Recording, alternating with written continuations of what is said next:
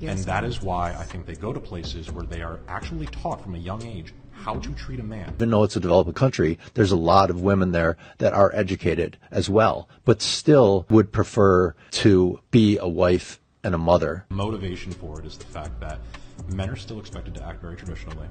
Atlanta is not the city you come to in hopes of dating and finding a wife. 17, are you an alcoholic, weed head, powder head, and are you able to produce medical papers and records that show you were born a biological female?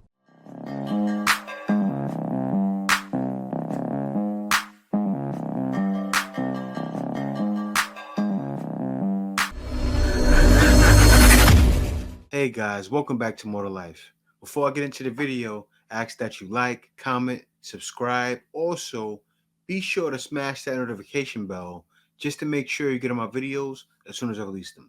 All right, let's hop right into it. What I can appreciate about Passport Bros is I think it's an effective flag being raised for Western women. Motivation for it is the fact that men are still expected to act very traditionally. They're expected to be very chivalrous. They're expected to be protectors. Maybe they're not expected to provide to the same extent now that women can essentially match them on income. But if that's what a man's duty is, to be chivalrous, it's very, very loosely defined what a woman's duty to a man is. And that is why I think they go to places where they are actually taught from a young age how to treat a man. What is your duty to a man? And whether you want to talk about in the context of the word submission, which I know that a lot of girls don't like, me and her use the word deference instead of submission. Sounds a little bit better. It's like she wants to defer to her man a little bit more than he defers to her, which is essentially submitting. But I would love to know what you guys think. If men have those duties to you, and that's an expected duty, what do you think your duty to men is? Woo! Man, I gotta catch that right there to see what they said, but it's real. That's what all Passport Bros are saying. They're looking for that, but you know what it is? Women can't get over the fact that men are leaving. It's like, oh no, wait, talk it out with us first. But there's no talking. You know what women have to understand? See, you don't act. You don't say, you know what, forget everything going on. Let me just do what I want to do. Things will never change. As he said, a flag is being raised. But if men don't just do it, don't just take a stand and say, you know what, I'm done. No change is ever going to happen. You know what's wild? Who knows? Maybe 5-10 years from now, kids that are coming after us will be able to date. Laws will be changed. Things will be all different. But you know what, though? We're one of the major consumers, so I don't think that'll be the case. Maybe they'll try to find out another way to get women keep paying money, right? That's going to die out soon. Of course, the economy can't survive of women consumers, and it won't. Of course, a lot of guys are going to stay behind. They don't believe what's happening, but still, you get what I mean. They need more dollars in, and marriages still bring more money. But what I've seen a study that women are bringing in more money than a family. That's wild. Women are blowing money so much they're bringing in more money than a family. So yeah, I don't think it's going to change. Sad times. Let me hop on to the next video. Women in the Philippines are very traditional. True. It's not because we are being trained to be wives one day. It's just our culture. Comparatively to the Western countries. He ain't lying. And so what that means is that they really want to have kind of traditional gender roles. Mm-hmm. And it's something where, believe it or not, even though it's a developing country, there's a lot of women there that are educated as well, but still would prefer to be a wife and a mother first. And then if they had career aspirations, that's secondary. Where in the U.S., it's kind of reversed. Yeah. And so it's something that and this can appeal to guys of almost all ages. So if you're a young guy, for example, let's say you're 23 years old and you're just doing terrible here, you can go over there and you can meet a 19, 20-year-old woman and Wait right there. You see what this man just did? He just told that to the young fellas out there who are saying, wait a minute, I can just jump on a plane and go out there and find something. You probably can. If you're a guy, it's not closed mouthed. What I mean is doesn't mind talking, outgoing. You get out there, get to talking. Yes, you can. The world is your oyster. And this is the thing I say to all guys.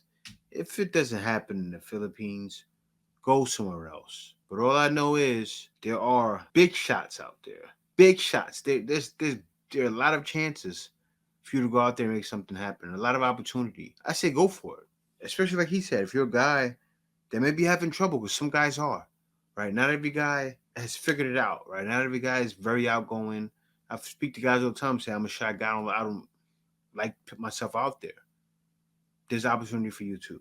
But let me let the guy finish. And she's ready to go down that path of, a long-term relationship and, potential marriage. And that's for the most part. Most women are going to be like that. They're going to go down the long-term route and have a marriage. Of course, they have women everywhere that are quick to be with you or woman of the night, however you want to say it. But still, you can find there's a better percentage. The percentage is on your favor. You can definitely find what you're looking for by leaving out. Facts. Especially in the Philippines. People have went to the Philippines and said, hey, man, I can't find anything. Everybody's booed up because that's what they believe in. But anyway, on to the next video. Gentlemen, it's been said before, but it bears repeating.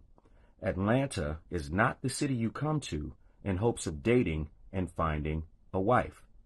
Now, for those of you who believe that you can and will defy the odds, no problem. Here are 20 crucial questions that you absolutely need to ask on every date that will save you time, money, and... So he's going through the problems of questions you need to ask when you go out on a date in Atlanta. A lot of guys don't want to deal with that. You know what kind of video this is? But let's hear the problems. quite possibly save your life. Number 20, do you have an OnlyFans? Number 19, are you currently or have you ever been a stripper, escort, dominatrix? Number 18, do you have a real job where you make your money legally? You don't work for scammers, you don't transport drugs for dope boys, but you actually pay taxes or work for a company and have benefits. And that's a thing down there in Atlanta, right? The scammers, the dope boys. What you have to understand is Atlanta is a transfer hub. It's dead center in the middle of the country. You have Florida, you have Mexico, you have Atlanta, you have Chicago. Straight line, right? So you're gonna find women. I seen a woman recently who was a model transporting drugs. Number 17, are you an alcoholic, weed head, powder head, pill head, or have any addictions to substances that I need to know about? Number 16, were you born a biological female? And none of this, you've always felt like you were female. But I mean, medically and scientifically, you are a female. Women really do provide a critical mirror for men, and that's partly because they're hypergamous. And so women judge men more harshly in many ways than men judge women. Now, it's ambivalent, but there's some truth in it. So, for example, on dating sites, women rate 80% of men as below average in attractiveness, whereas men rate 50% of women as below average as attractiveness in relationship to potential short-term or long-term mating. And are you able to produce medical papers and records that show you were born a biological female? Because birth certificates can be changed. Number 15, speaking of medical records, do you currently have an STI or have you had an STI in the last 2 years? And have you been tested for the HIV and the HERP? If so, when was the last time and what were the results?